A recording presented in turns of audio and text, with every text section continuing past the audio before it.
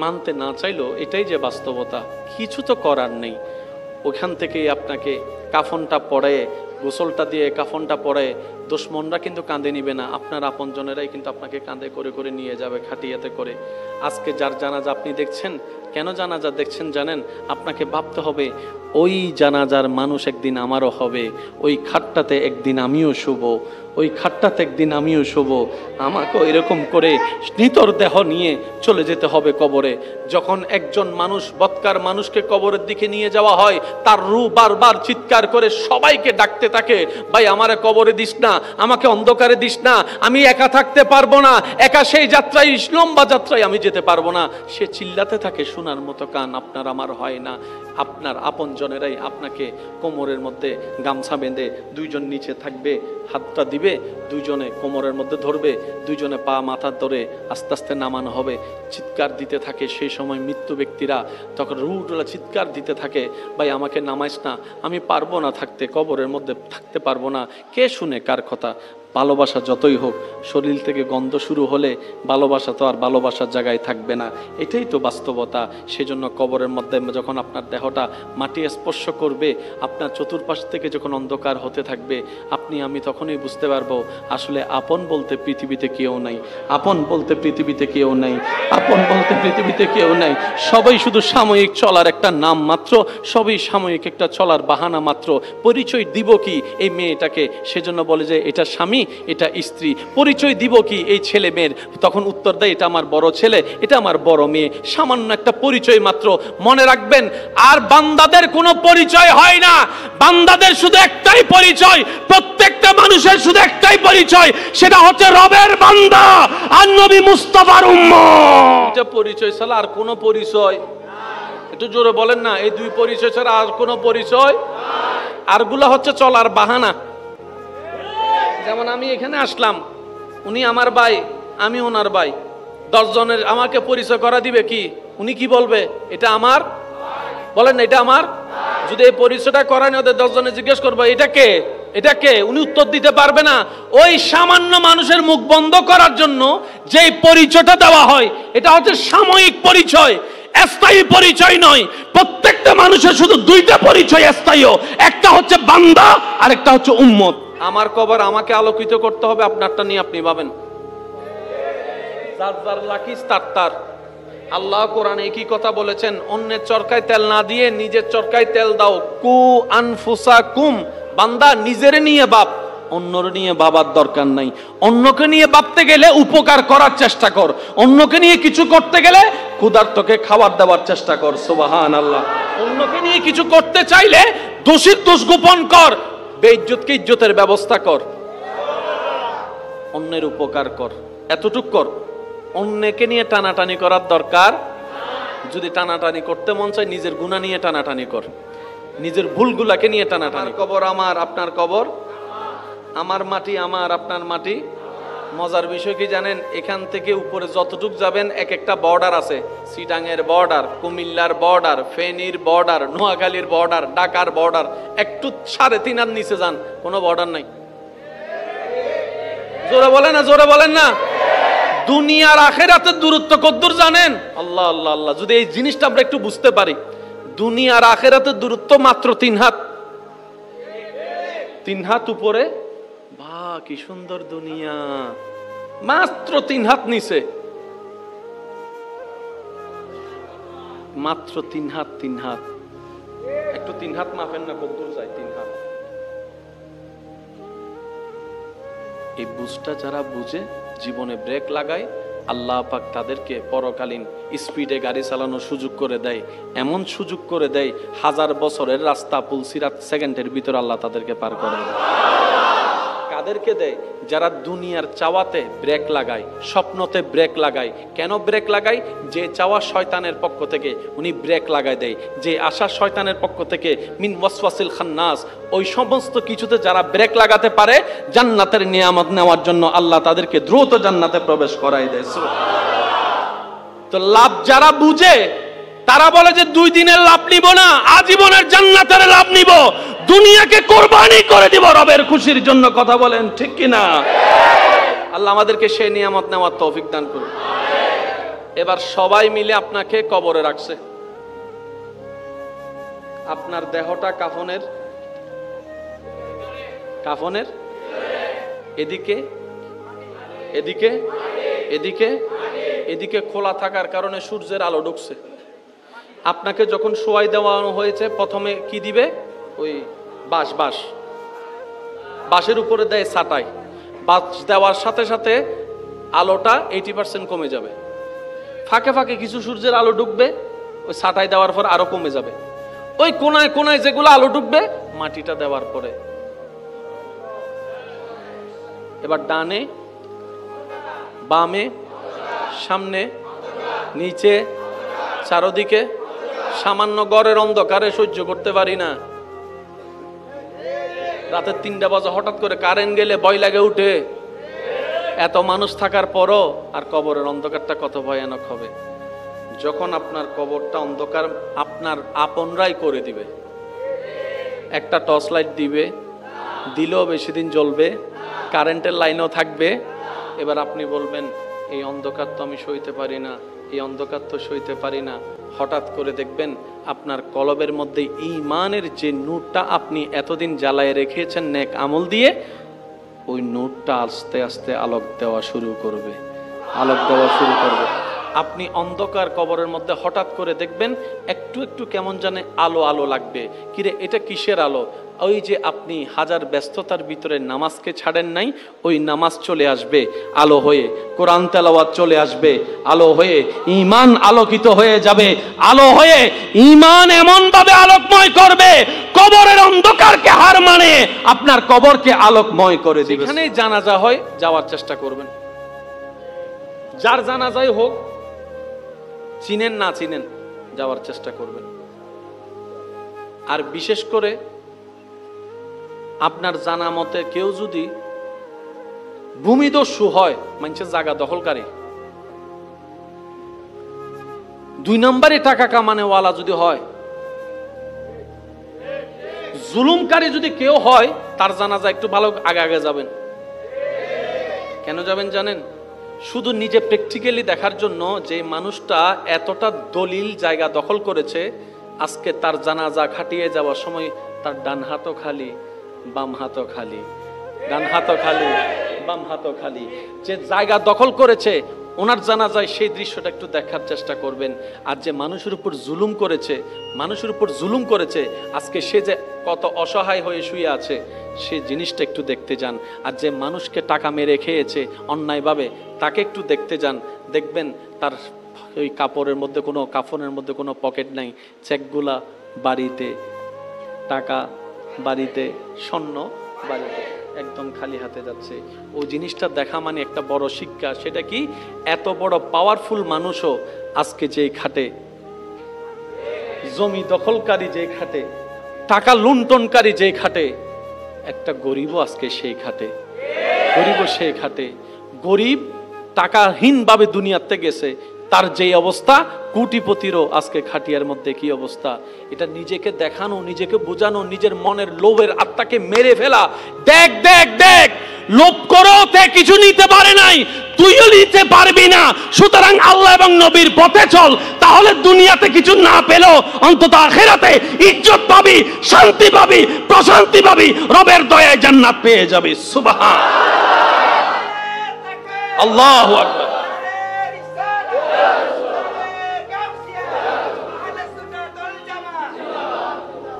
ওই কথাটা মনে রাখবেন। আমাদের আশেপাশে অনেক কোটিপতি আছে, জায়গাওয়ালা, আজকে নিজের ছেলে মেয়েরাও জায়গা ব্যবহার করতে বলেন না রে ভাই, নিজের ছেলে মেয়েরা জায়গাগুলা ব্যবহার করতে পারে। কে কোন দিকে খাইয়ে ফেলছে? কোন সম্পত্তি দামি জানেন? শুনেন, আল্লাহর কাছে সবসময় বলবেন, আল্লাহ অতটুক সম্পত্তি আমাকে দাও, আমার সন্তানকে দাও, আমার পরিবারকে দিও, যে সম্পত্তি পেলে দুনিয়ার কারো কাছে ভিক্ষার হাতও পাততে হবে না, তোমাকেও ভুলে যাওয়া যাবে না। আল্লাহ অতটুক সম্পত্তি আমাকে, আমার বংশধরকে দিও, যে সম্পত্তিটা পেলে তোমার দরবারে শুকরিয়ার নামাজও বাড়াই দিব, মানুষের উপর দয়ার হাতটাও বাড়াই দিব। আল্লাহ আমাকে, আমার পরিবারকে অতটুক সম্পত্তি দিও না যে সম্পত্তিটা পেলে তোমাকে ভুলে যাব, তোমার নবীকে ভুলে যাব, ইবাদতের কথা ভুলে যাব, অহংকারী হব, হিংসুক হব। আল্লাহ সেই সম্পত্তি দিও না যে সম্পত্তি পেলে দুনিয়াতেও লাঞ্ছনা, আখেরাতেও লাঞ্ছনা। ওই সম্পত্তি দিও না, অতটুক দাও যতটুক পেলে মাথা উঁচু করে দুনিয়ার সামনে বাঁচতে পারবো, আর সময়ে সময়ে নামাজের মাধ্যমে তোমার দরবারে মাথা ঝুঁকায়ে সিজদা দিতে পারবো। এটা হচ্ছে সম্পদ। জোরে বলেন দোকান কি? জোরে বলেন দোকান কি? জায়গা, টাকা, স্বর্ণ। জোরে বলেন স্বর্ণ, হীরা, গাড়ি, বাড়ি, ফ্যাক্টরি, সবগুলা সম্পদ। কিন্তু সবচেয়ে দামি সম্পদ কি শুনেন? নবী বলছেন একজন স্বামীর জন্য সবচেয়ে দামি সম্পদ হচ্ছে নেককার স্ত্রী। ইয়া রাসূলুল্লাহ, এত জিনিস থাকতে আপনি নেককার স্ত্রীর কথা কেন বললেন, নেককার স্বামীর কথা কেন বললেন? বলে যে শুনো, সে 18 ঘন্টা যেখানেই থাকুক না কেন, 8 ঘন্টা তো ঘরের মধ্যেই থাকবে, ঘুমাতে আসবে, খাইতে আসবে। রাত্রে যখন সারা দিন কাজ করে শরীর যখন টায়ার্ড হয়ে যায়, তখন শরীর কি চায়? একটু জোরে বলেন না, কি চায়? আর প্রত্যেকটা স্বামী চায় স্ত্রীর সাথে ঘুমাতে, প্রত্যেকটা স্ত্রী চায় স্বামীর সাথে ঘুমাতে, প্রত্যেকটা বাবা চায় সন্তানদের চেহারাগুলা একবার দেখে রাত্রে ঘুমাতে। এবার তুমি যখন ঘরে যাবা, তোমার বউয়ের কাছে যদি তুমি কথায় শান্তি না পাও, বসে শান্তি না পাও, দেখে শান্তি না পাও, 18 ঘন্টার 14 ঘন্টার পরিশ্রমের কোনো দাম নাই, দোকানের কোনো দাম নাই, ফ্যাক্টরির কোনো দাম নাই। রাতের ঘুমটা যদি ভালো না হয়, সকালের তোমার ঘুমটা উঠাটা ভালো হবে না, সারাদিন মেজাজ খিটমিটি থাকবে, অনেক বায়ারের সাথে তোমার কথা বলতে হবে, অনেক অপমানও সহ্য করতে হবে তোমার বায়ার ধরে রাখার জন্য। ওই বউয়ের সাথে মেজাজ থাকার কারণে, সন্তানের সেই অপব্যবহারের মেজাজ থাকার কারণে বায়ারের সাথে তোমার কানেকশনটা হবে না।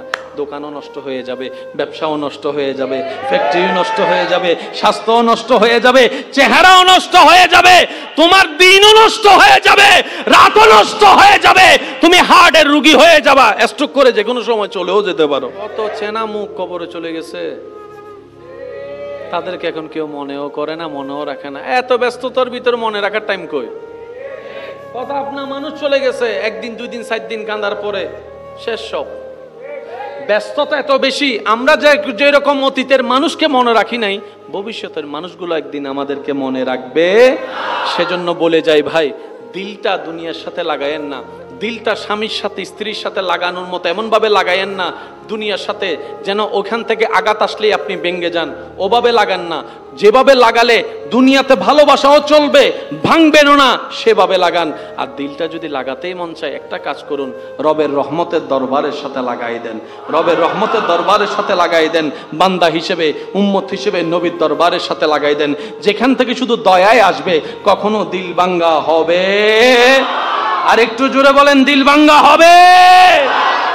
আমরা এই সমস্ত জায়গায় যদি একটু চালাকি করতে পারি, আমাদের দুনিয়াও সুন্দর হয়ে যাবে, আখিরাতও সুন্দর হয়ে যাবে। বলেন সুবহানাল্লাহ। আসুন আমরা এবার কিছু অন্য বিষয়ে কথা শোনার চেষ্টা করি।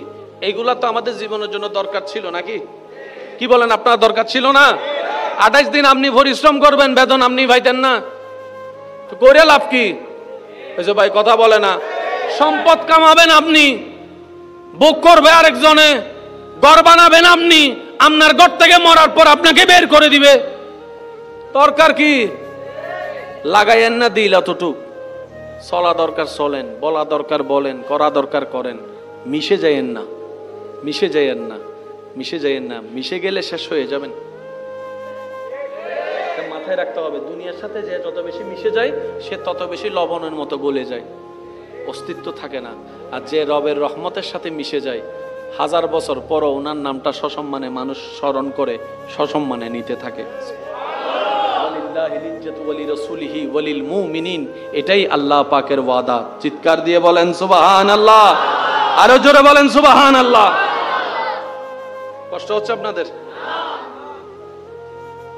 বাজারের দোকানে কাফনের সে বীরের মধ্যে, কাফনের যে থান, আপনার আমার জন্য শেষ বেলায় যে কাপড়টা কবরে যাবে, সেটা হয়তো অলরেডি দোকানে চলে আসছে, কোনো না কোনো দোকানে আসছে। শুধু এখন জানেওয়ালা যাওয়া বাকি, টাকা দেনেওয়ালার টাকা দেওয়া বাকি, নেনেওয়ালার কেটে নেওয়াটা বাকি। দোকানে ফ্যাক্টরিতে, কিন্তু আমাদের শেষ যাত্রার কাপড়টা চলে আসছে, যেটাতে কোনো পকেট, হাই হাই হাই, পায়ের দিকে এক বান দেয়। একটু একটু সহযোগিতা করতে হবে যে ভাইয়া একটু বলেন। কবরে রাখার সময় একটা বান খুলে দেয়, পায়েরটা, কোমরেরটা, মাথারটা খুলে দেয়।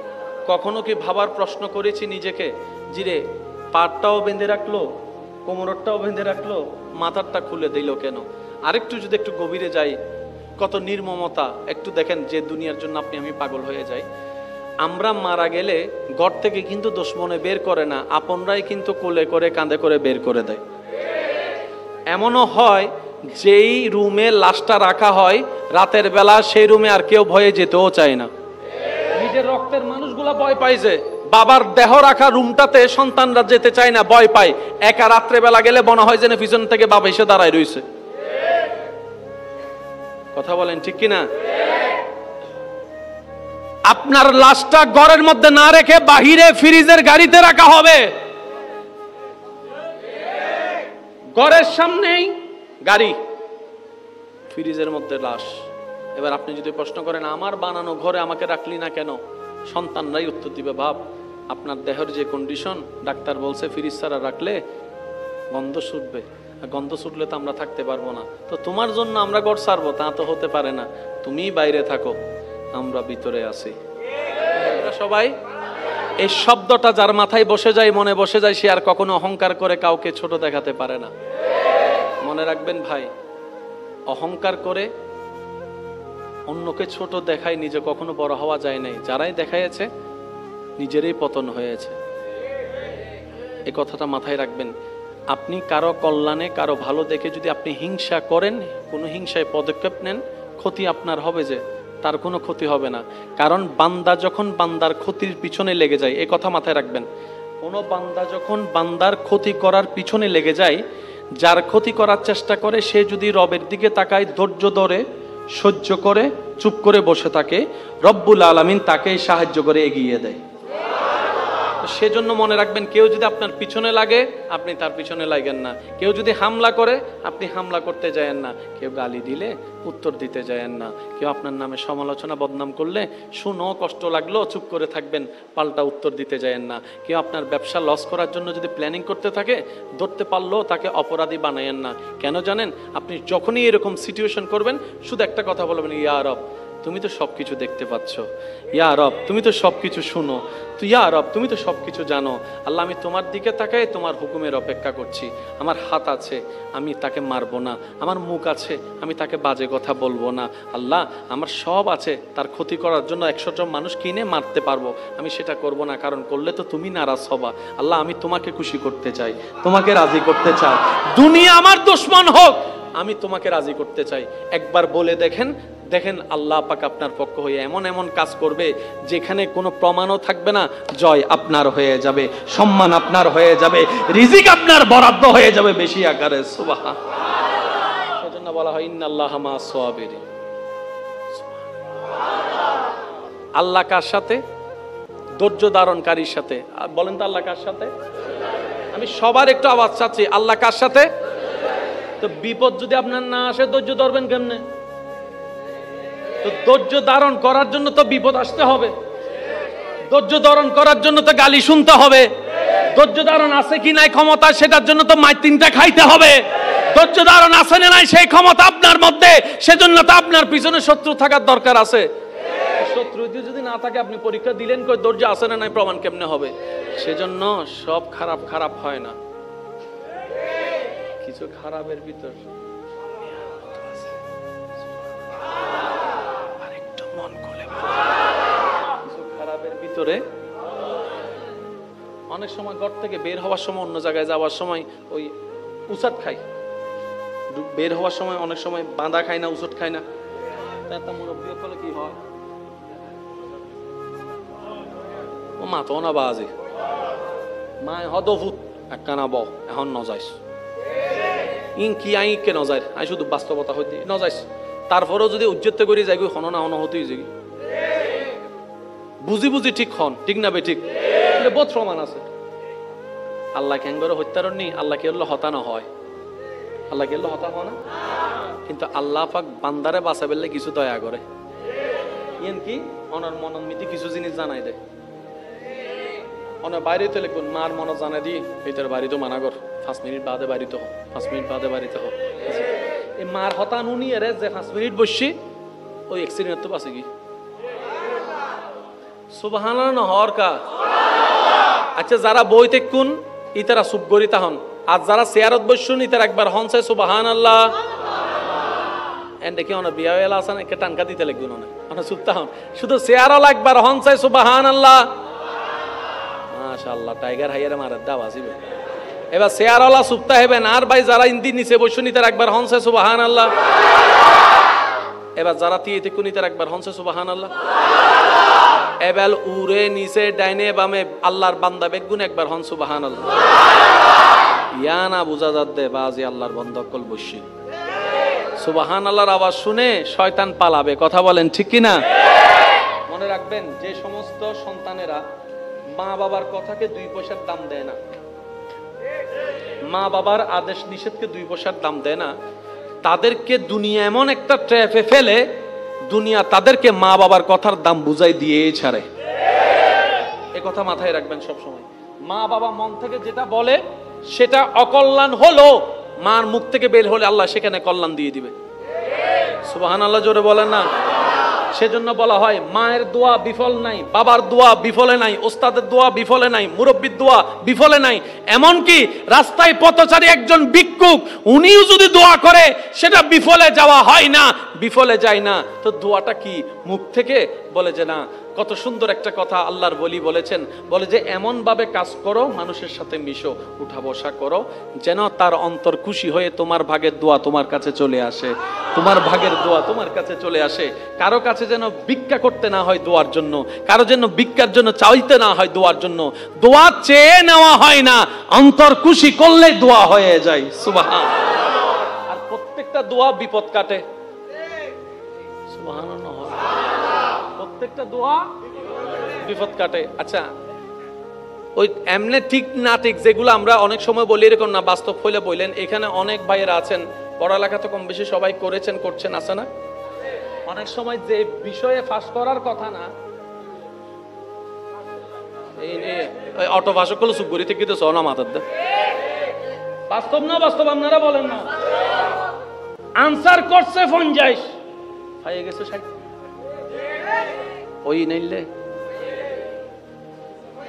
মাতো না বাজে ওই না ছাত্র আশাই ন করিবে তাই গে গুই শেষ এবার মিদ্দি কি রে হাম হুমদি হইলো, হাম হুমদি হইলো, হাম হুমদি হইলো, হাম এতে পরীক্ষান দিয়া ইয়ারা যাতে হাঁদের গরত বই বই মা ইয়ারা দেখাতে ফোয়া হাঁদের কিরফুত অমা হাঁদর দেখিলে বাবা আজিও তো শেষ।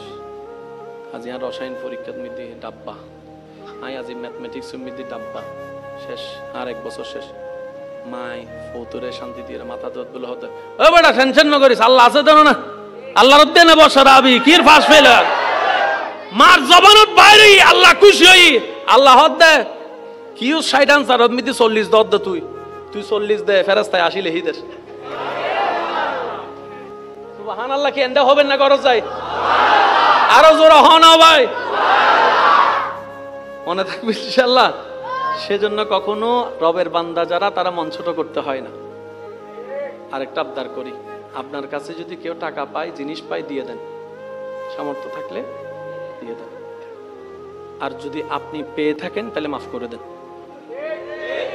আমি 2টা শব্দ বলেছি একটু খেয়াল করবেন। যদি আপনার থেকে কেউ পায় সামর্থ্য থাকলে দিয়ে দেন, সামর্থ্য না থাকলে তার সাথে একটু সাক্ষাৎ করে পারলে দিব, না পারলে দাবি রাখিস না, মাফ করে দেন। তুই 5 লাখ পাস ধর, আমি তোরে 2 লাখ দিচ্ছি ভেঙ্গে ভেঙ্গে, আমারও তো লস, দেখ দিলাম, বাকি 3 লাখ তুই আমার মাফ করে দিস। আর যদি আপনার থেকে কেউ পায় তার একটু যদি দরকার হয় ওয়ার্নিং দিবেন, আর যদি দরকার না হয় আপনি তাকে বেশি জ্বালাবেন না। কেন শুনেন, সাথে সাথে একটা নিয়ত করেন, আল্লাহ আমি এই পর্যন্ত যাকে যত দাঁড় দিয়েছি সবগুলা তোমাকে খুশি করার জন্য কর্জে হাসানা দিয়েছি। শুধু আপনার কাছে হচ্ছে এটা, এই নিয়তটা করা এই মুহূর্তে, আল্লাহ আমি এ পর্যন্ত যাকে যত টাকা দিয়েছি সবকিছু তোমাকে খুশি করার জন্য আমি কর্জে হাসানা দিয়েছি। তাইলে হবে কি জানেন, যত জন থেকে আপনি টাকা পান, যে পরিমাণ টাকা, প্রত্যেক দিন আপনার আমলনামায় এত টাকা পরিমাণ দান সদকা করার সওয়াব প্রত্যেক দিন লেখা হয়ে যাবে। তাহলে সওয়াবে সওয়াব জমছে, টাকাটা তো আপনি পাচ্ছেন না। হাসরের ময়দানে যখন যাবেন, কেউ যদি আপনার টাকা না দেয়, ওই একটা টাকা আপনাকে বুঝাই দেওয়ার জন্য, দুইটা টাকা বুঝাই দেওয়ার জন্য সে 70-80 বছরের কবুল করা সওয়াবও আপনাকে দিলে কাজ হবে না, আপনার সেদিকেও লাভ হয়ে যাবে। তো যদি পেয়ে থাকেন অবকাশ দেন, নিয়ত ওইটা আল্লাহ কর্জে হাসানা দিয়েছে। আর যদি আপনার থেকে কেউ পায়, লেনদেনটা হিসাবটা বুঝাই নেন। আমার কথায় মনে কষ্ট পাচ্ছেন না? আজকে না হয় কালকে তো হিসাবটা করতে হবে, আজকে করে নিই না, ওই হিসাবটা তো বড় কঠিন হবে, ওইটা তো বড় কঠিন হবে। মনে রাখবেন, আল্লাহর থেকে মাপ পাওয়া সহজ, বান্দার থেকে মাপ পাওয়া কঠিন। তো হকুল্লাহ নষ্ট হলে গুনাহ, হকুল এবাদ নষ্ট হলেও গুনাহ। তা আল্লাহর হক নষ্ট হলে আল্লাহ তো রহমান রহিম, আল্লাহ 1000 কোটি বছরের গুনাহগারকেও মাফ করে দেয়, কিন্তু বান্দা তো চাইলে নাও মাফ করে না। সেজন্য হকুল এবাদ বড় কঠিন জিনিস। তো হকুল এবাদ কি? মুখের হক, হাতের হক, চোখের হক, কানের হক, ব্যবহারের হক, ব্যবসার হক, লেনদেনের হক, টাকার হক, জমিনের হক, ঘরের হক, সংসারের হক। কারো জমিনের 1 ইঞ্চি যদি ঢুকাই ফেলেন, তাকে অন্য জায়গায় 2 ইঞ্চি দিয়ে দেন, লাভ কি হবে আপনার জানেন? দুনিয়া তো ইজ্জত আপনার বংশের হবে, যে আর কারো হবে না। কিভাবে বুঝাই আমি আপনাদেরকে? যদি রাজত্ব, ক্ষমতায়, টাকা পয়সায় সবকিছু হতো, মোগল সম্রাট যারা ছিল, ওই যে তাজমহল, বলেন না রে ভাই, তাজমহলের চাইতে এরকম রাজা বাদশাহ কই? তাদের সামনে তো আপনার আমার অস্তিত্ব নয়। আজকে শাহজাহান কোথায়? বাদশাহ আকবর কোথায়?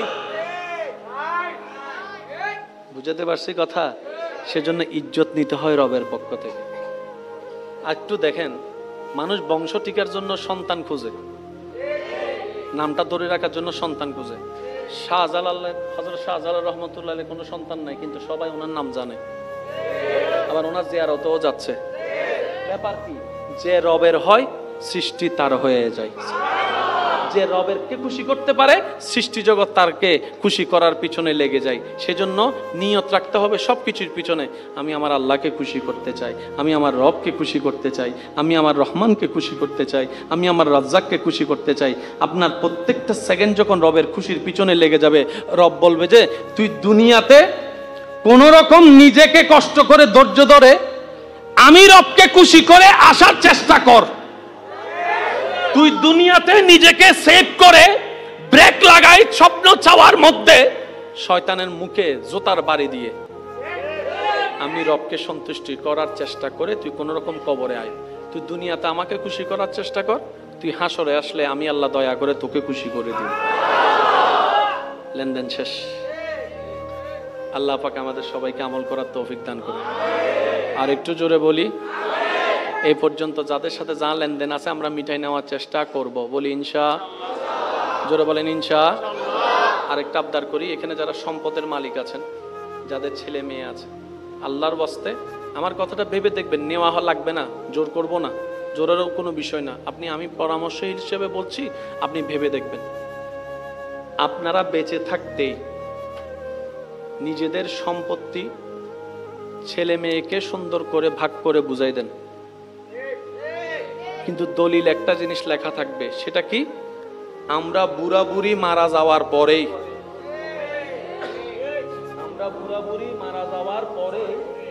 দলিলটা বাস্তবায়ন হবে।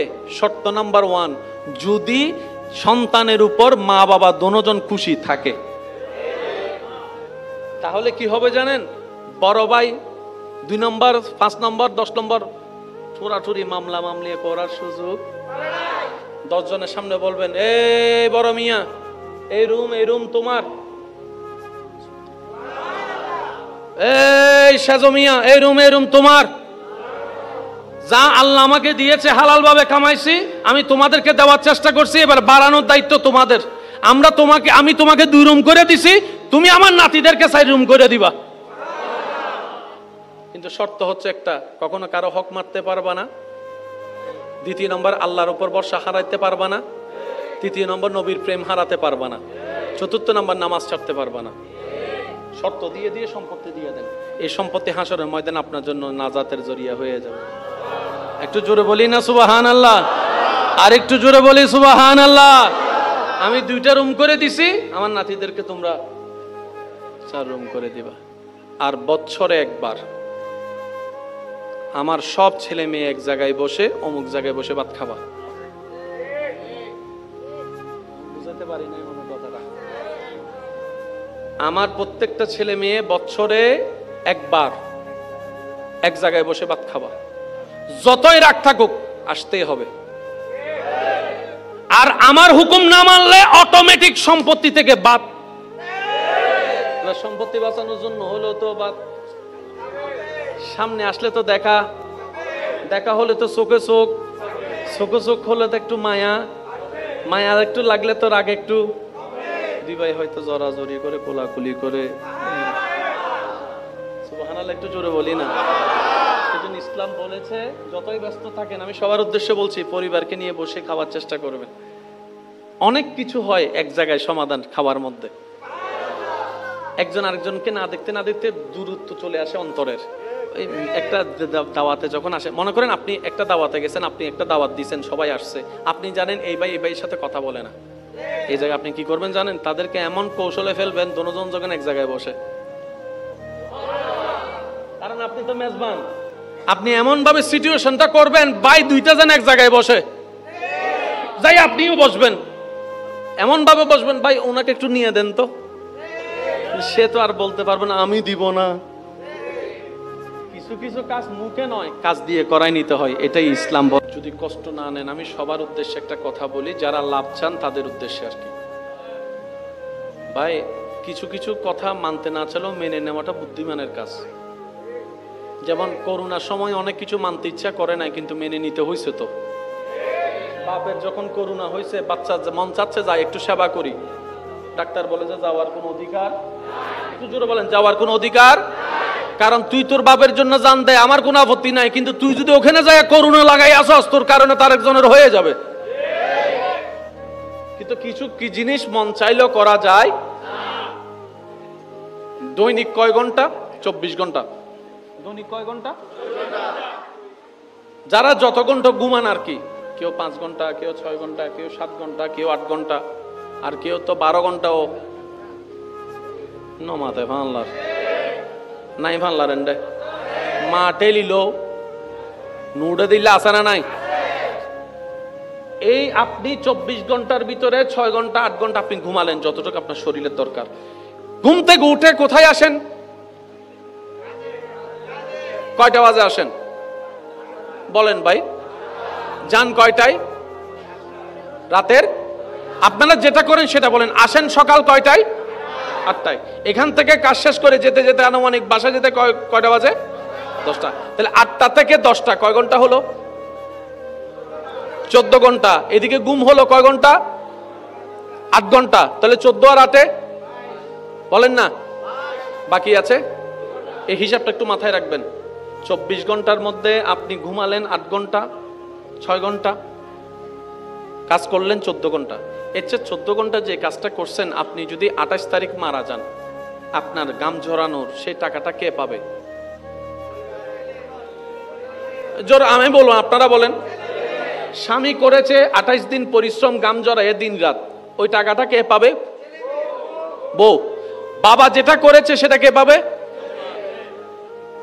গাম ঝরালেন আপনি, পরিশ্রম করলেন আপনি, উর্গুমা থাকলেন আপনি, নির্গুম থাকলেন আপনি, খাওয়া ছাড়া ছিলেন আপনি, বস্তা নিলেন আপনি, পা ব্যথা আপনার, কোমর ব্যথা আপনার, শক্তি গেল আপনার, বেতন আপনার বউ নিচ্ছে কেন? সন্তানই নিচ্ছে কেন? একটু ভাবেন।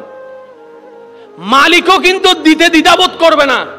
এবার আপনি মালিককে কবর থেকে কল্পনা করে প্রশ্ন করেন, ও মালিক 28 দিন পরিশ্রম করছি আমি, বেতন ওদেরকে দিলেন কেন? মালিক বলবে, তুই তো বেটা ওদেরকে খাওয়ানোর জন্যই পরিশ্রম করছস, তাই তোর পরিশ্রমের বেতনটা তো ওরাই পাবে। স্বামী করে বউয়ের জন্য, বাবা করে সন্তানদের জন্য, বাবা করে সন্তানদের জন্য। তাহলে পরিশ্রম আপনার, বেতন পাচ্ছে অন্যরা, তার মানে কি আপনি আমরা অন্যদের জন্য গাথা গাথা খাটিছে। সবাই আমরা অন্যদের জন্য গাদার খাড়া খাটিছে। কয় ঘন্টা? আমি বলবো না, আপনারা বলেন। আর এটাই নিয়ম, গাদার খাটা কাটতে হবে। কয় ঘন্টা? ঘুম কয় ঘন্টা? 14 আর 8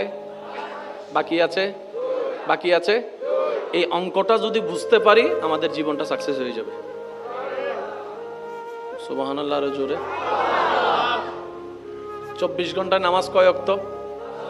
ফজরের নামাজ কয় রাকাত? 4 রাকাত পড়তে কয় মিনিট লাগতে পারে? আচ্ছা 10 মিনিট ধরলাম। ফজরের নামাজ 10 মিনিট, জোহরের নামাজ 12 রাকাত পড়তে কত লাগতে পারে? 20 মিনিট। 10 এ 20, জোরে বলেন 10 এ 20। আসরের নামাজ 8 রাকাত পড়তে কত লাগতে পারে? 15 মিনিট অথবা 20 মিনিট ধরেন। তাহলে 20 এ 20 আর এদিকে কত? 10, কত হলো? মাগরিব পড়তে কত লাগবে? 20 মিনিটে ধরেন, কত হয়েছে? এশারের নামাজ আপনার পড়তে কত লাগবে? 20 মিনিট, আধা ঘন্টা ধরেন, তাহলে কত হলো? 120, 90 মিনিট হয়েছে। তো 90 মিনিটে কয় ঘন্টা? 1.5 ঘন্টা। বাকি ছিল কয় ঘন্টা? জোরে বলেন, কয় ঘন্টা? আর আধা ঘন্টা বাথরুম টাথরুমারি। এই অঙ্কটা যদি করতে পারি জীবন সাকসেস। আপনাকে যখন প্রশ্ন করা হবে 6 ঘন্টা 7 ঘন্টা ঘুমাচ্ছেন কেন, আপনি বলবেন সকালবেলা উঠে শক্তিশালী হয়ে পরিশ্রম করার জন্য। 8টা থেকে রাতের 8টা 10টা পর্যন্ত পরিশ্রম করছো কেন? আমার বউয়ের মুখে খাবার তুলে দেওয়ার জন্য, আমার সন্তানের মুখে খাবার তুলে দেওয়ার জন্য, আমার মা বাবার মুখে খাবার তুলে দেওয়ার জন্য, বাড়ি ভাড়া দেওয়ার জন্য, বাজার খরচ করার জন্য, কারেন্টের বিল দেওয়ার জন্য, বাচ্চাদের পড়ালেখার খরচ দেওয়ার জন্য, মা বাবার চাহিদা মিটানোর জন্য, বউয়ের স্বপ্ন ছক মিটানোর জন্য আমি 12 থেকে 14 ঘন্টা দিলাম। এবার যদি জিজ্ঞেস করা হয় বাকি 2 ঘন্টা, বলে যে বাকি 2 ঘন্টা আমি কাউকে দিব না, আমার রবকে দিব যিনি আমাকে জীবন দিয়েছেন। বাকি 2 ঘন্টার প্রত্যেকটা সেকেন্ড আমি আমার মালিককে দিব যিনি আমাকে হায়াত দিয়েছেন। বাকি 2 ঘন্টা আমার রিজিক দাতাকে দিব যিনি আমাকে রিজিক দিয়েছেন। বাকি 2 ঘন্টা আমার শক্তি দাতাকে দিব যিনি আমাকে দেখার জন্য হাঁটার জন্য শক্তি দিয়েছেন। এক কথায় আমি 14 ঘন্টা দুনিয়ার জন্য দিব, সবার জন্য। বাকি 2 ঘন্টা আমার নিজের জন্য, কবরের জন্য দিব। তাহলে কবরটাও হয়ে গেল, দুনিয়াটাও হয়ে গেল, ঘুমও হয়ে গেল।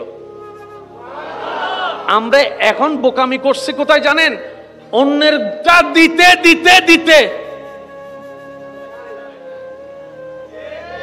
অন্যেরটা দিতে দিতে নিজেরটা দেওয়ার টাইম, অন্যের জন্য করতে করতে নিজের জন্য করার টাইম।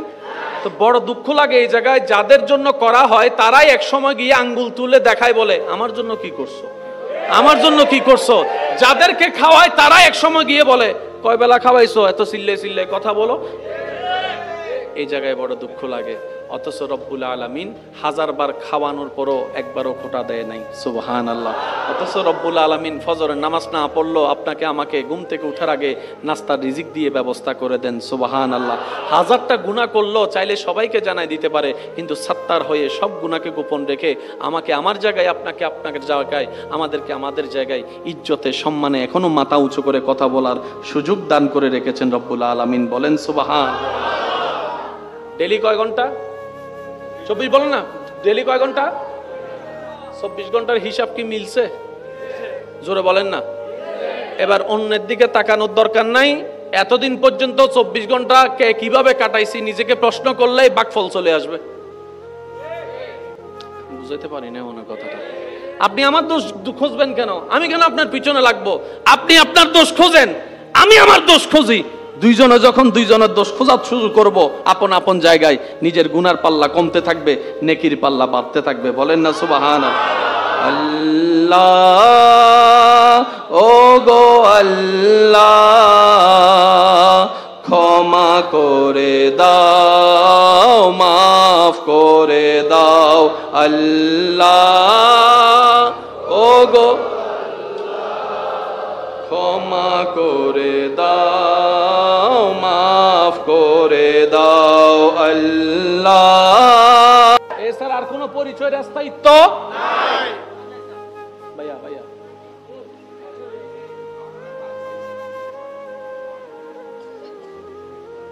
কষ্ট নিয়ে না, আমার কথা এটা হয় কি, এটা আমারও হয় আপনারও হবে। ওই কথা বলতে বলতে সাইড থেকে যদি একটা কথা আসে সেটা কানে লাগে, মনোযোগ বলে না, মনোযোগ, এটা আপনারও হবে আমারও হবে। ওই এই জায়গাটা আবার সেই জায়গায় ফিরে আসে একটু কষ্টকর, যেখান থেকে যাওয়া হয় সেখানে। কথা বলেন ঠিক কিনা? কষ্ট নিচ্ছেন আমার কথায়? গাইল দিলে দিবে দেরি পরে, আমি আবার গাইল উনতে রাজি। সিডেঙ্গে হদিন গাইলে আছে ভালোবাসার গাইল,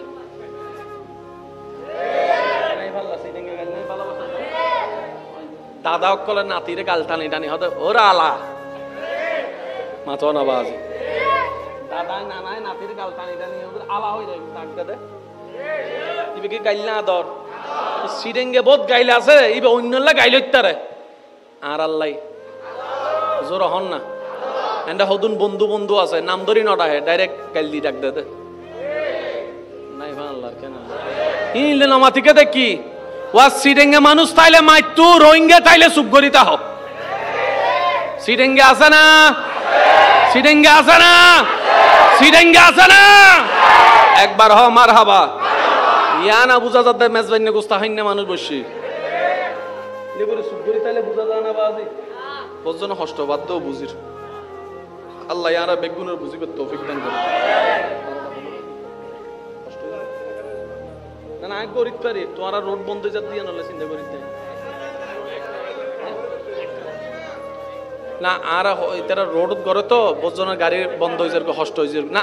আর আপত্তি নাই, আর আপত্তি নাই। মানুষের হষ্ট, মানুষের হন হষ্ট নেই চিন্তা করি দি। একবার হন মার হাবা, আরো জোরে হন মার হাবা। ইমানদার ভাইয়েরা, দুইটা পরিচয় কি বললাম? একটা হচ্ছে বান্দা আর একটা হচ্ছে, জোরে বলেন, একটা হচ্ছে বান্দা আর একটা হচ্ছে। এই দুই পরিচয় ছাড়া আর কারো স্থায়ী কোনো পরিচয়, কারো কোনো স্থায়ী পরিচয়, আর সবগুলা অভিনয়। সবগুলা কি অভিনয়? বাপ মারা গেছে, সন্তানেরা 7 দিনের দিন এক জায়গায় বসে বাক করার জন্য জায়গা তুরু আর হতম বুঝো না। আর আপত্তি নাই, যেহেতু তোমার রাস্তা এবার গাড়ি ঘোড়ার রাস্তা, তোমার কোনো সমস্যা না হলো ভাই।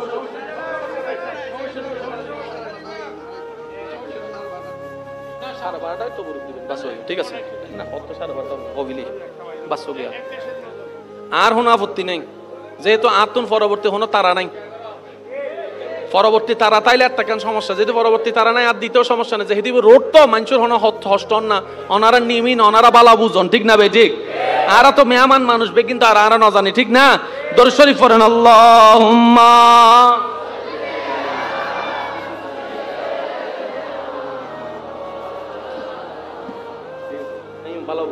ওয়ালা আলে মাওলানা। এবার সবাই একটু মনোযোগ দিয়ে বলেন, একবার বলেন মারহাবা।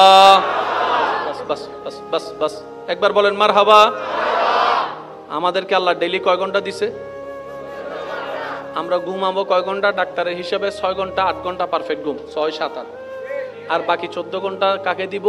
পরিবারকে। বলেন কাকে? আর বাকি 2 ঘন্টা দিব কেন? নিজের কবরটা যেন হিসাব মনে থাকবে ইনশাল্লাহ। এর চাইতে সহজ আর কোনো হিসাব আছে ভাই? আমি 2 ঘন্টা দিব আমার কবরে শান্তি থাকার জন্য, আমি 14 ঘন্টা দিব পরিবারকে শান্তি রাখার জন্য। সুবহানাল্লাহর জোরে বলি। আল্লাহ পাক আমাদেরকে এই নিয়মে আমল করার তৌফিক দান করুন।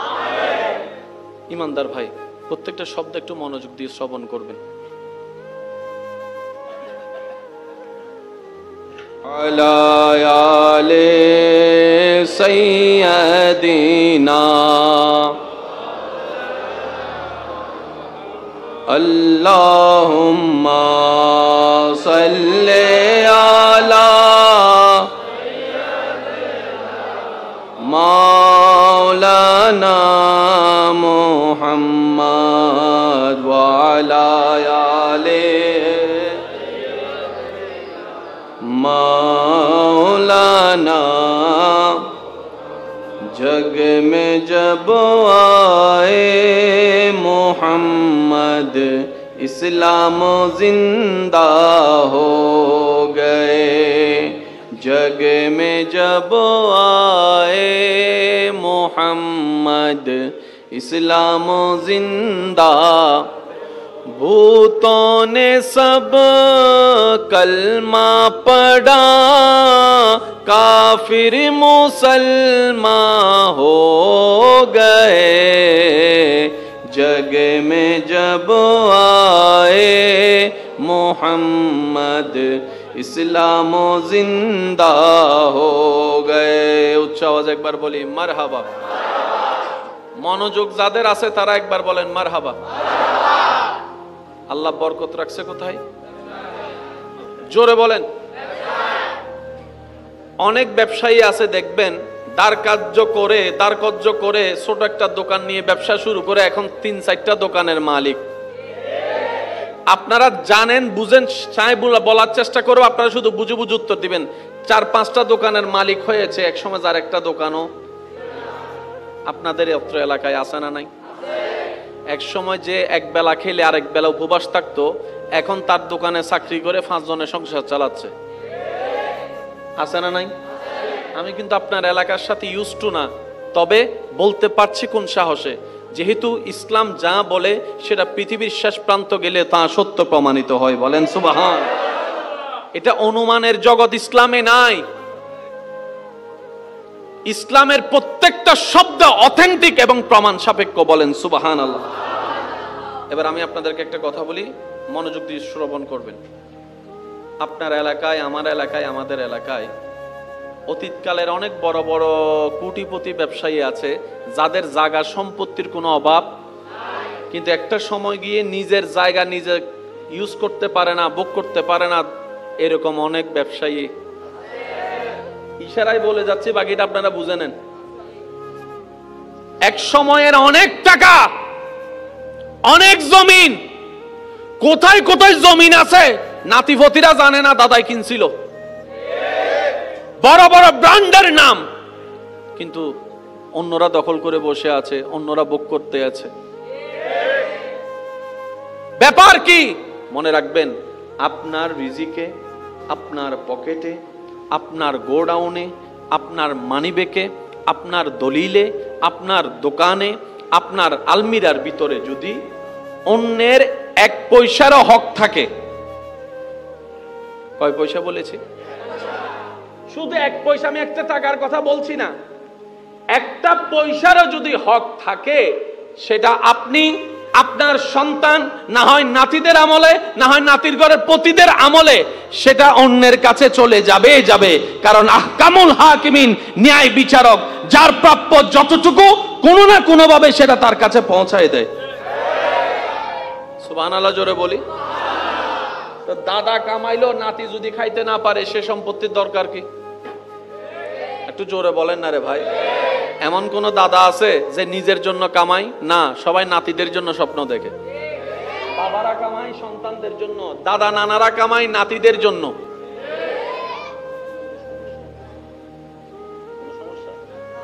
একটু আওয়াজটা যদি একটু কম হয়, একটু মেহেরবানি। মনোযোগ আছে আপনাদের? এবার আপনারা কি লাভ চান না লস চান? রব্বুল আলামিন বলে, ব্যবসা করো নীতির সাথে, লাভের ব্যবস্থা আমি করে দিব। একটু জোরে বলি, বিধানকার, জোরে বলেন, বিধানকার আল্লাহ। ইয়া আল্লাহ, কিভাবে করব? নবীর থেকে শিখে নাও। ব্যবসার প্রথম শর্ত, কাউকে ঠকানো যাবে, অন্যরা ঠকাক, আপনি ঠকায়েন না। বরকত আপনার খুঁজতে হবে না, আপনার ঘরে বরকত। আচ্ছা, আপনি ব্যবসা করে কামালেন 10 লাখ টাকা, আপনার ছেলে একটা অসুস্থ হয়ে খরচ হয়ে গেছে 50 লাখ টাকা, লাভ হইল না লস হইল? এই ব্যবসা করে লাভ কি? জোরে বলেন না। একজন দেখনেওয়ালা আছে না? এই সমস্ত জায়গায় যদি আমরা একটু নিজেদেরকে ব্রেক লাগাতে পারি, লাভটা কি হবে দেখেন। ফিদ দুনিয়া হাসনাতাও ওয়া ফিল আখিরাতি হাসানা। ব্যবসা এমন একটা নিয়ামত, করার মতো করতে জানলে দুনিয়াও আপনার জন্য কল্যাণের হবে এবং সওয়াবের পাহাড় হাসরের ময়দানে জমে যাবে। দিয়েছেন কে? জোরে বলেন, দিয়েছেন কে? নিতে জানি নাই আমরা, নিতে জানি নাই। আল্লাহ পাক আমাদের সবাইকে নীতির সাথে, হকের সাথে, নিষ্ঠতার সাথে কর্ম করার তৌফিক দান করুন। আর একটু জোরে বলেন না আমিন। ইমানদার ভাইয়েরা, নিরিবিদ আপনারা একটু নীরবতার সাথে আমাকে একটু সাপোর্ট দিবেন। আমি বারবার করে বলছি, যেহেতু জায়গাটা ছোট্ট আওয়াজ অনেক বড় শোনাবে, আবার আমাদের টাইমও লিমিটেশন দেওয়া আছে। তো সবকিছু মিলে আমি একটু মনোযোগ চাচ্ছি আপনাদের কাছে। আপনারা সবাই লাভ চান না লস চান? যারা লাভ চান তারা একটু মনোযোগ দিয়ে শ্রবণ করবেন। আল্লাহ তাআলা যা কিছু বানিয়েছেন, বানিয়ে ছেড়ে দেন নাই, নিজেই আল্লাহ সবকিছুকে যত্ন নিচ্ছেন। সুবহানাল্লাহ, একটু জোরে বলি।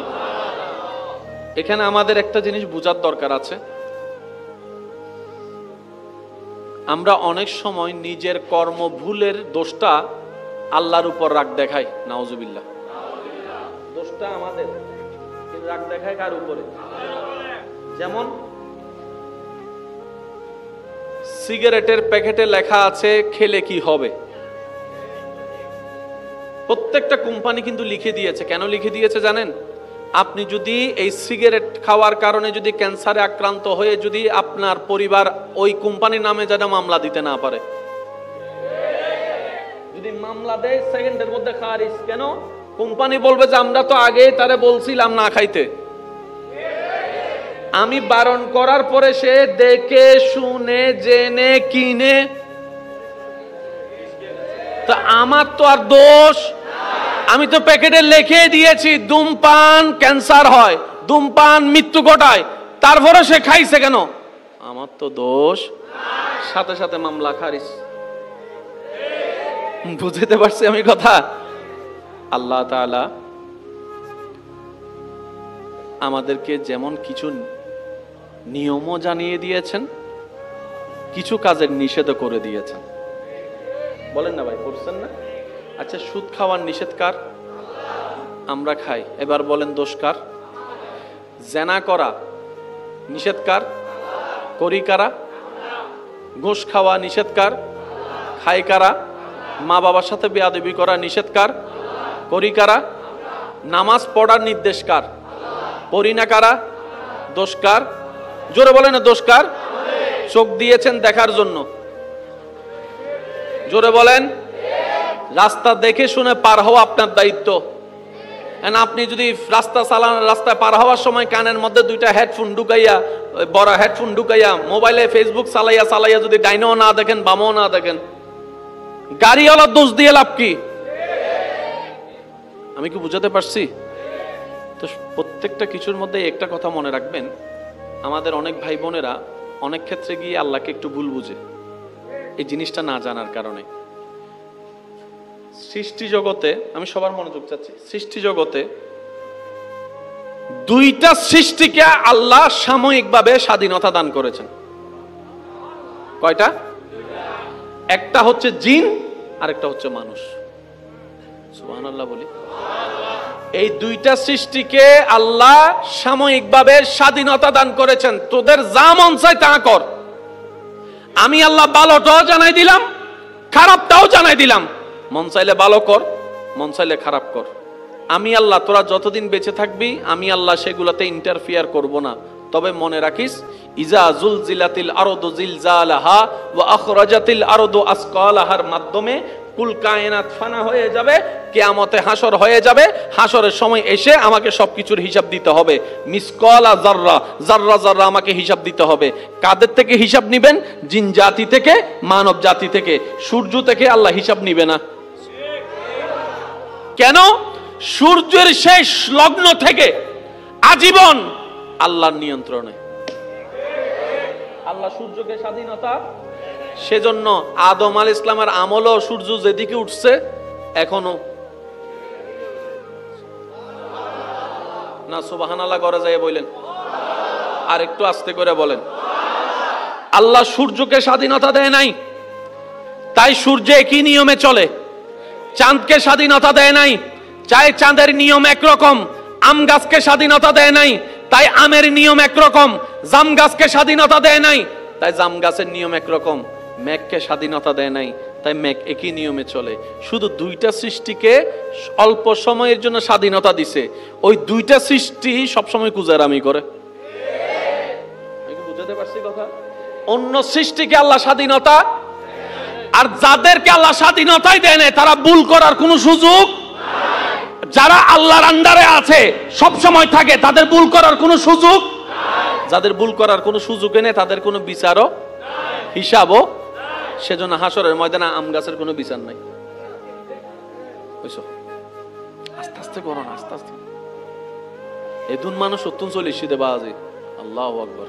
তবরুক না পাইলে হন আবার আর গাল দিবে নি, নমাতাইয়া অনেক গাল টেল দিবে না আর বাজে সিটেঙ্গে গাইল মানি গাইল ন আবার এক জায়গার গালি এক জায়গার বলি ইয়া আওয়াজই বেজার তেন্ডে ফেসবুকে যাইব হদ হুজুর গাইল কেন হইলু অবাদ্দা আরা সিটেঙ্গে গাইলি বেনা শব্দ থদে এজন্য মাথা ঠিক না বে ঠিক ওয়া আর ভবিষ্যৎ এমপি কল সুপ্তাহ এ প্রধানমন্ত্রী ওয়া হন হুদকে প্রধানমন্ত্রী যে হওয়া না যাচ্ছে তাহলে হম্বরদ একবার বলেন মারহাবা। আম গাছের কোনো স্বাধীনতা, গাছের আপনার সূর্যের কোনো স্বাধীনতা, জিব্রাইলের স্বাধীনতা, জোরে বলেন মিকাইলের স্বাধীনতা, ইসরাফিলের স্বাধীনতা, আজরাইলের স্বাধীনতা, আমাদের স্বাধীনতা, আমাদের স্বাধীনতা, আমাদের স্বাধীনতা, আমাদের স্বাধীনতা, আমাদের স্বাধীনতা। রব্বুল আলামিন বলে তোমাদেরকে জন্মের থেকে বুঝ হওয়া পর্যন্ত, এই বুঝ থেকে মরণ পর্যন্ত আমি আল্লাহ বিবেক দিয়ে দিলাম, দেখার জন্য চোখ দিয়ে দিলাম, শোনার জন্য কান দিয়ে দিলাম, ধরার জন্য হাত দিয়ে দিলাম, চলার জন্য পা দিয়ে দিলাম, বলার জন্য মুখটা দিয়ে দিলাম। এবং আমি এটাও জানাই দিলাম বান্দারে চোখ দিয়ে যদি কাবা দেখো আমি আল্লাহ খুশি হয়ে যাব। সুবহানাল্লাহ। চোখটা দিয়ে যদি তুমি মসজিদ দেখো আমি আল্লাহ খুশি হয়ে যাব।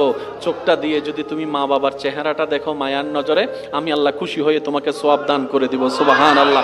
চোখটা দিয়ে যদি তুমি একজন বৃদ্ধ মানুষকে গর্তে পড়া থেকে যদি হাতটা দিয়ে টেনে তোলো, হাতের ব্যবহারটা সুন্দর করো, আমি আল্লাহ খুশি হয়ে যাব। বান্দারে তোমার মুখটা দিয়ে যদি কোরআন তেলাওয়াত করো আমি আল্লাহ খুশি হয়ে যাব। সুবহানাল্লাহ। যাকে তাকে বড় ছোট সবাইকে যদি মুখ দিয়ে সালামটা দাও আমি রব খুশি হয়ে যাব। সুবহানাল্লাহ। ভালো কাজের আদেশ যদি দিতে পারো, মন্দ কাজ থেকে যদি মানুষকে সুন্দরভাবে নিষেধ করতে পারো জবান দিয়ে আমি আল্লাহ খুশি হয়ে যাব। একজন ক্ষুধার্ত মানুষকে যদি খাবারের ব্যবস্থা করে দিতে পারো আমি আল্লাহ খুশি হয়ে যাব। কেউ বিপদে পড়েছে দৌড়াই গিয়ে পায়ের ব্যবহার করে তুমি যদি তাকে উদ্ধার করতে পারো, সাহায্য করতে পারো, আমি রব খুশি হয়ে যাব। চোখের কোন কোন ব্যবহারে আমি খুশি হব সেটাও জানাই দিলাম। চোখের কোন কোন ব্যবহারে আমি আল্লাহ নারাজ হব, গুনাহ দিব, সেটাও জানাই দিলাম। এবার দেখা না দেখা তুমি বান্দার ইচ্ছা, আমি আল্লাহ কিচ্ছু বলবো না। তবে মনে রেখো হাসরে এসে আমাকে পার সেকেন্ডের হিসাব বুঝাই দিতে হবে, পার সেকেন্ডের হিসাব বুঝাই দিতে হবে। এক একটা সেকেন্ড আমি রবকে বুঝাই দিতে হবে, যা আমি দিয়েছি সব হিসাব আমাকে বুঝাই দিতে হবে। যদি হিসাব বুঝাই দিয়ে আমাকে খুশি করতে পারো তাজরি মিন তাহতিহাল আনহার ওয়ালা জান্নাত আমি আল্লাহ তোমার নামে বরাদ্দ করে দিব। সুবহানাল্লাহ। আর যদি আমাকে খুশি করতে না পারো ফি নারে জাহান্নাম আগুনের মধ্যে আমি তোমাকে নিক্ষেপ করব। আল্লাহ আগুনে নিক্ষেপ করবা কেন? রব বলে যে আমাকে যে খুশি করতে পারে তার জন্যই রয়েছে জান্নাত। সুবহানাল্লাহ। মনে থাকবে ইনশাআল্লাহ? জোরে বলি ইনশাআল্লাহ। আরো জোরে বলেন ইনশাআল্লাহ। এবার বলেন প্রত্যেকটা জায়গায় পজিটিভ নেগেটিভ আছে না নাই? লাইটের ভিতরে, সাউন্ড বক্সের ভিতরে, মোবাইলের ভিতরে, প্রত্যেকটা জায়গায় পজিটিভ নেগেটিভ আছে। এবং কি আপনার আমার শরীরের ভিতরেও পজিটিভ নেগেটিভ আছে।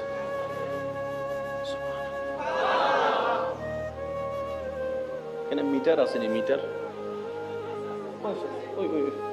মিটারে তার আসেনি, বোম মারি দিম দা বাজিবে জোর হইলে আরো জোর হম পড়িব। দুইটা তার আছে, সুন্দর করে যাই একটু ভালো করে খেয়াল করে দেখেন, একটা তামার মতো তার মাটিতে গেছে। জোরে বলেন না। কি আর গরত না বেগুনের গরত আছে? কেন? ওই জিনিসটা কি? এটার নাম আর্থিং। এই সামান্য আর্থিংটা যদি না দেন, ছোট্ট ছোট্ট বল্ব ফুটে যেতে পারে, পুরা ঘর ইলেকট্রিক শর্ট হয়ে যেতে পারে। এবার যে কোনো ইলেকট্রিক মেশিনকে আমার ভাই যদি আজকে আর্থিং দিয়ে থাকে, মাইকওয়ালা ভাই, ওনাকেও জিজ্ঞেস করেন, আজকে না দিলে অন্য সময় দেয়। এই আর্থিংটা দেয় কোথায়? আপনারা বলেন না, কোথায় দেন? কেউ প্যারাক দিয়ে দেয়, কেউ একটা থামা দিয়ে দেয়, লোহা দিয়ে দেয়। মাটির ভিতরে এমন একটা জিনিস আছে আল্লাহ পাক দান করেছেন, আপনি কারেন্ট এনেছেন নিজের অন্ধকার ঘরে, কারেন্টের মাধ্যমে আলো জ্বালানোর জন্য লাইট দিয়ে, আপনি যদি লাইটের মধ্যে সব দেন, এনার্জি ফুটে যাবে। কারণ সব জায়গায় পজিটিভও আছে, নেগেটিভও। এই আর্থিংটা কি করে? যতটুক লাইটের দরকার মিটার থেকে সাপ্লাই দিয়ে আপনার সে জায়গায় পৌঁছায় দেয়, বাকিগুলাকে মাটির মধ্যে। একটু জোরে বলি না সুবহানাল্লাহ? আরো জোরে বলেন। মাটির মধ্যে সেই সুযোগ দিয়েছেন কে? আরো জোরে বলেন কে? এই দেহের ভিতরেও আর্থিং আছে না নাই? Positive, negative.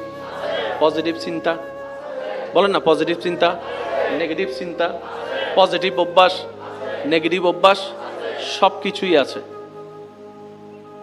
এবার সেই দেহটাকে আপনাকে সাজাতে হবে সেভাবে, যেভাবে সাজালে আপনার দেহটা কবরের মধ্যে গেলে নূরের আলোয় আলোকিত হয়ে যাবে। এটা আপনার উপর ছেড়ে দিয়েছেন আল্লাহ। আমার কথা কি আপনারা বুঝতে পারছেন ভাইয়া? কেন বলছি এই কথা? কারণ আল্লাহ আমাদেরকে যে বিষা দিয়েছেন, অর্ধেক খায়াত শেষ, বাকি আছে অল্প। এই অল্পটাও যদি কাজে লাগাতে নাও পারি, অন্তত চেষ্টা যদি করি, রবকে তো বলতে পারবো চেষ্টা করেছিলাম বুঝ হওয়ার পরে। এই চেষ্টা দেখে হয়তো রব খুশি হয়ে আমাদেরকে মাফও করে দিতে পারেন। কথা বলেন ঠিক কিনা? কোন জামিল হয়েছে নাকি ওদিকে?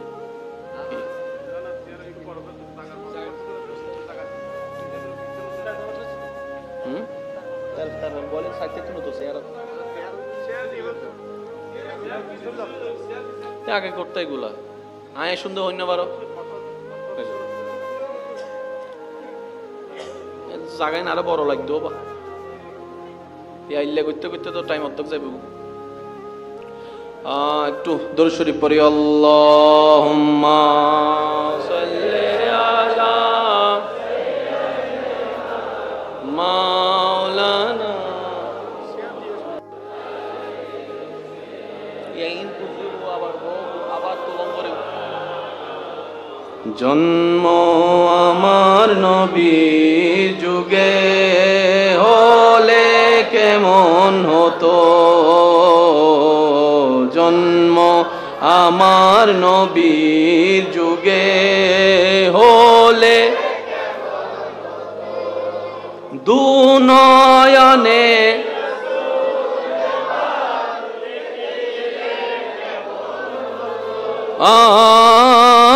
দুনয়নে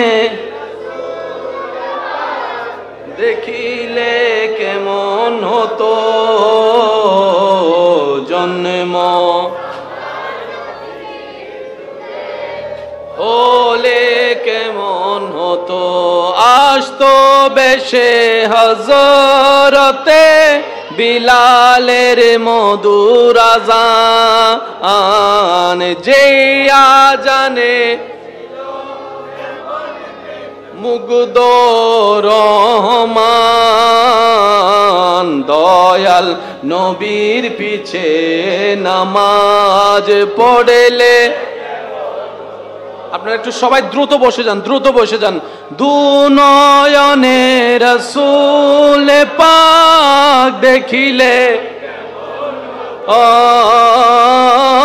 দুনয়নে দেখিলে কেমন হতো, জন্ম আমার নবীর যুগে হলে হতো। উচ্চ আওয়াজ একবার বলেন মারহাবা। হয় না, হয় না, আর একটু জোরে বলেন মারহাবা। যে যেখানে যেভাবে আছেন বাস ওই জায়গায় সেট হয়ে যান, একবার বলেন সুবহানাল্লাহ। যা বলছিলাম মনে আছে তো ইনশাআল্লাহ?